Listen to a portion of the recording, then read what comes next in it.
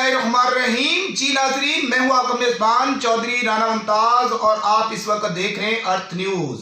नाजरीन, इस वक्त मैं लाहौर हाई कोर्ट में मौजूद हूँ और हमारे साथ मसूद खान इरहम साहब मौजूद है, जो कि मुल्क के एक नामवर शायर हैं, अदीब हैं, कालम निगार हैं और कालम नवीस भी हैं।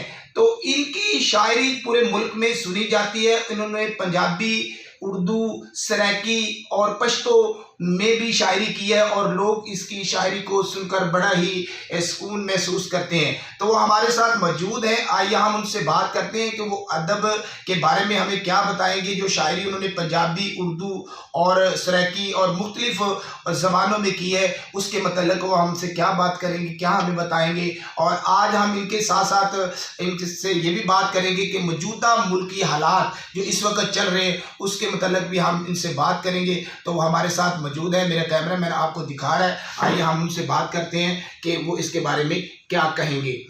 जी अस्सलाम वालेकुम सूद खान साहब। सर, आप बताएंगे कि जो आप माशाल्लाह मुल्क के नामवर शायर हैं, अदीब है और कालम नवीस भी है और भी काफ़ी आपने शायरी की मुख्तलिफ ज़बानों में।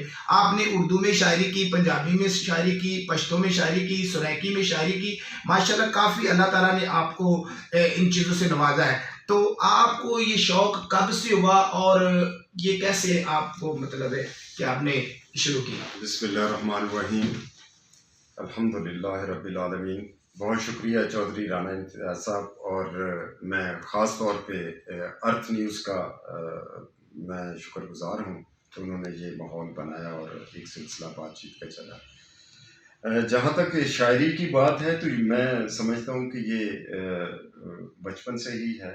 मेरी पैदाइश के साथ ही अल्लाह ने मुझे अता की है। पहला शेर जो कि उस वक्त जो अपनी तकनीक के हवाले से जो है वो उससे ज़रा मावरा था, तो वो मैंने 7वीं क्लास में मैंने एक नज़्म कही थी और बदकिस्मती उसका उन्वान था। उस वक्त मैंने स्कूल में उसको पढ़ा और बड़ी उसकी फजीलत मुझे मिली। यहाँ तक कि लोग शेर जो है वो सुन के अपने आप को बोझल सा महसूस करते हैं। इसका जो ट्रेंड खत्म होता जा रहा है डे बाय डे, क्या इसकी क्या रीज़न, क्या वजह है? हाँ, इसकी सबसे बड़ी रीज़न ये है चौधरी साहब के किताब से दूरी है। मसलन किताब कोई भी है, वो अगर कोई नावल है, अफसाना है, शायरी है, इसको पढ़ने का जो ट्रेंड है वो ख़त्म होता जा रहा है। किताब से जो यकसर दूरी जो हमारे यहाँ मौजूद नज़र आ रही है, ये सबसे बड़ा फैक्टर है और जो हमें हर चीज़ से दूर रख रहा है। ख़ास वो कोई भी हो, किसी भी शोबे से, शायरी की है, अगर वो कोई भी बुक अगर कोई ऐसी है तो उस हवाले से जो है ना, जब तक हम किताब के साथ जुड़े रहेंगे हम उसके असर में आते जाएंगे। जब हम किताब से नहीं जुड़ेंगे तो फिर ये है कि आजकल मीडिया का दौर, फेसबुक है, व्हाट्सएप है, ट्वीट्स है, वगैरह वगैरह, ये बहुत सी इंटरटेनमेंट के और बहुत से बच्चों के लिए।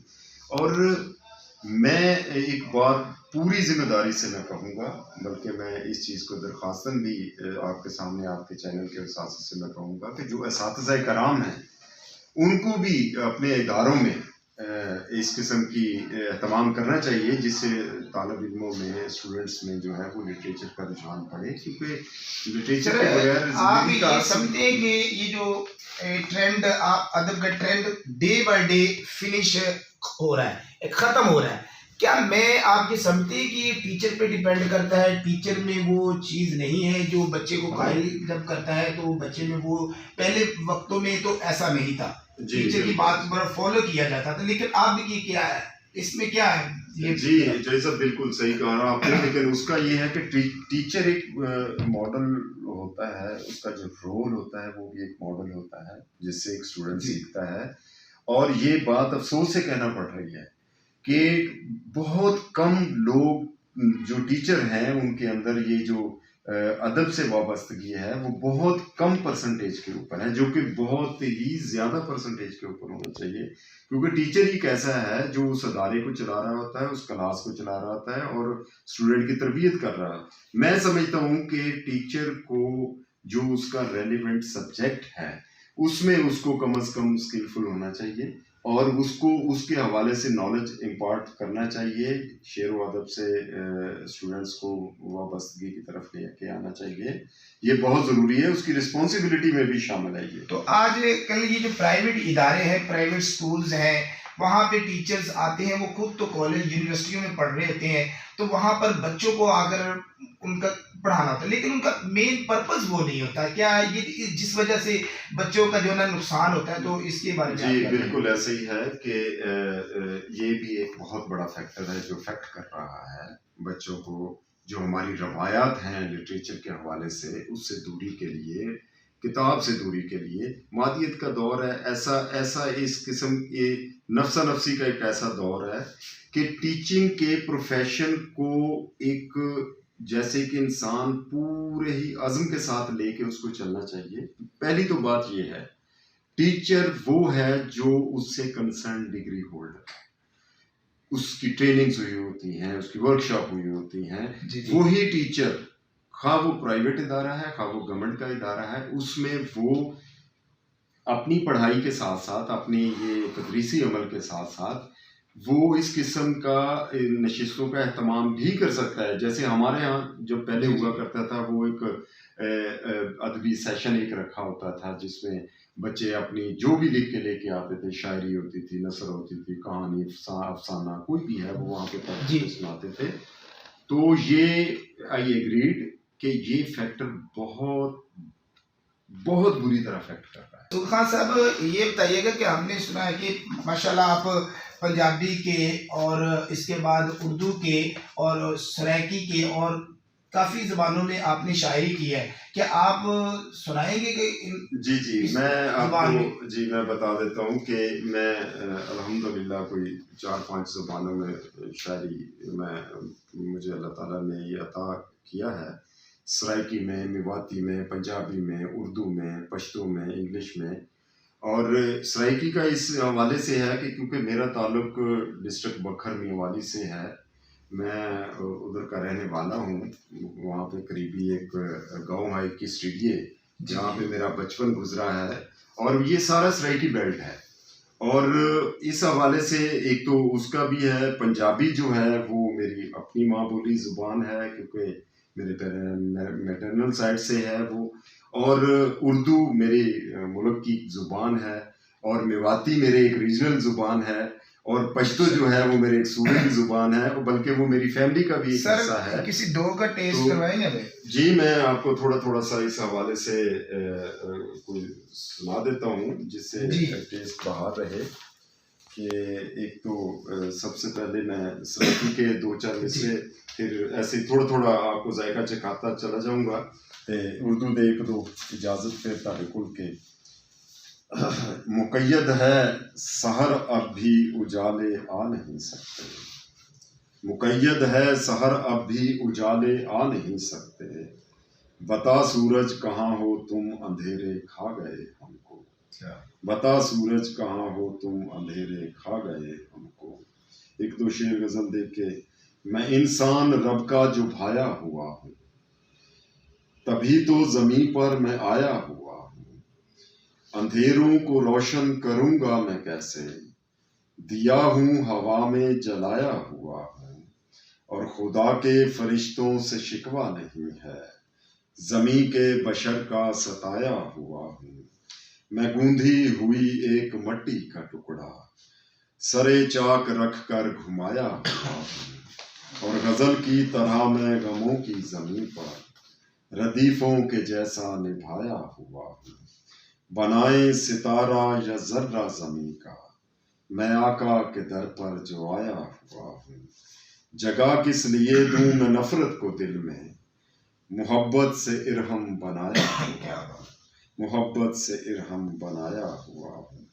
اور آپ لوگوں کا بہت شکریہ, تھینک یو ویری مچ. اور کیونکہ شاعری کے حوالے سے تو میرا خیال ہے آپ کو اس معاملے میں تھوڑا سا اندازہ ہو ہی گیا ہوگا. جی اور آپ کا شکریہ. لاسٹ پہ سر آپ کو میں یہ کہنا چاہوں گا کہ یہ موجودہ جو ملکی حالات اس وقت چل رہے ہیں, اس کے متعلق سر آپ کیا کہیں گے؟ ادب کے حوالے سے بھی ہم کچھ بات اس کے متعلق بتائیں، اور یہ جو موجودہ حالات چل رہے ہیں پی ٹی آئی کے دور میں، لوگوں کا بامشکل ہو گیا گزارا، بچوں کے لیے ان کو کھانا پینا، ان کی سکولنگ، ان کے اخراجات وہ ایک غریب آدمی کے لیے بامشکل ہو گیا، تو اس کے متعلق آپ سر کیا کہیں گے؟ وہ مجھے یاد پڑ رہا ہے کہ فقط قانون شکنی کے کوئی کب مانتا ہے جی، سبب روٹی چرانے کا کوئی کب جانتا ہے جی، ہمیشہ آپ ہی ہم پر بندوقیں تان رکھتے ہیں، وگرنہ کون ہے ہم پر بندوقیں تانتا ہے جی، تمہیں گر عشق نہ ہوتا ہماری بے گناہی سے، کہاں گردان انصافی کوئی گردانتا ہے جی۔ بات چودھری رانا ممتاز جی، بات یہ ہے جو ادب کا میں نے پہلے بھی عرض کیا کہ یہ زندگی کی ایک عکاسی کرتا ہے، تو یہ کیسے ممکن ہے کہ ایک ادیب، شاعر اور کالم نویس ہے جو ملکی حالات سے بے خبر ہو، جی تو جو سچویشن اس وقت چل رہی ہے، پہلے تو انتہائی افسوس کی بات یہ ہے کہ یہ ملک ہمارا ہے، ہمارے بڑوں نے جس قربانی سے اس کو حاصل کیا ہے، ہم نے زمانے کے ساتھ چلتے ہوئے ایک مجبوری کے تحت تو اس کو ایک دھکا لگا کے اس کو ترقی کی طرف گھسیٹ کے لے کے آئے ہیں، لیکن ہمارے جو ذہنی ترقی ہماری ہے آج بھی وہ پستی کا شکار ہے۔ پاکستان کے اندر موجود جو ریسورسز ہیں، جو اللہ تعالیٰ نے ہمیں قدرتی وسائل سے نوازا ہوا ہے، بھائی میرے، یہ چیز بروئے کار لائیں گے، عملی طور پر سامنے لائیں گے، ان سے مستفید ہوں گے، تو اس ملک کے 50 سے 60 نہیں تو 70% تک مسائل آپ کے حل ہو سکتے ہیں۔ ہم ایک ایگریکلچر کنٹری ہیں، ہماری زراعت کی طرف توجہ ہونی چاہیے، ہماری صنعت کی طرف توجہ ہونی چاہیے۔ ہاں، یہ ضروری ہے کہ ہم اپنے یہ تمام جو وسائل ہیں اس کو بروئے کار لاتے ہوئے دنیا میں موجود جو اس وقت سائنس کی ترقی ہو رہی ہے اس کے شانہ بشانہ ہم چلیں گے تو ہماری ترقی ممکن ہو سکے گی۔ لیکن سب سے پہلی بات یہ ہے، وہ لوگ جو اس اہل ہیں، جن کو اللہ نے اس کے اہل کیا ہے، ان کی یہ رسپانسبلٹی بنتی ہے ملک کو اور ملک کی عوام کو ترقی کی راہ پر لے کے آئیں۔ اس کے مسائل کو پر وقت حل ہونا چاہیے، اور بالخصوص جو مہنگائی ہے جو دن بدن بڑھ رہی ہے، کم نہیں ہو رہی، ٹھیک ہے، اس کا رونا آپ کسی پارٹی سے اس کو منسوب مت کریں۔ اب تو یہ ہے گراس روٹ لیول سے اپر تک جو ہے وہ ایشو ایک ایسا بن گیا ہے، کسی سے بھی آپ انٹرویو کر لیں وہ آپ کو بتائے گا کہ مہنگائی بہت زیادہ ہو گئی ہے۔ لہٰذا ان سب کو مل کے کام کرنا چاہیے۔ پارٹیاں موجود رہتی ہیں اپنے اپنے منشور پر، اپنی ٹرن پر، اپنے مینڈیٹ پر، جب بھی آئیں خدا را صرف 5 سال نہیں تو 7 سال نہیں تو 10 سال نہیں تو یہ اتنا عرصہ لگے گا اس ملک کو ترقی یافتہ ہونے میں، اس سے بڑھ کے ٹائم نہیں لگ سکتا اگر یہ لوگ آپس میں مخلص ہو کر۔ ہمارے ساتھ مسعود خان ارحم صاحب موجود تھے جنہوں نے ادب کے بارے میں ہم سے باتیں کی، اور اس کے ساتھ ساتھ انہوں نے ملکی حالات پر بھی روشنی ڈالی۔ ان کا کہنا یہ ہے کہ جو موجودہ مطلب اس حکومت کو چلا رہے ہیں، ان کو چاہیے کہ وہ غریب عوام کی طرف متوجہ ہوں اور ان کی طرف دھیان دیں۔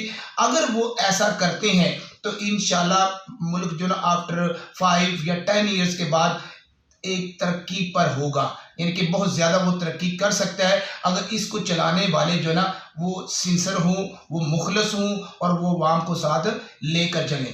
جی، اب اپنے میزبان چودھری رانا ممتاز کو اجازت دیجیے اور دیکھتے رہیے گا ارتھ نیوز۔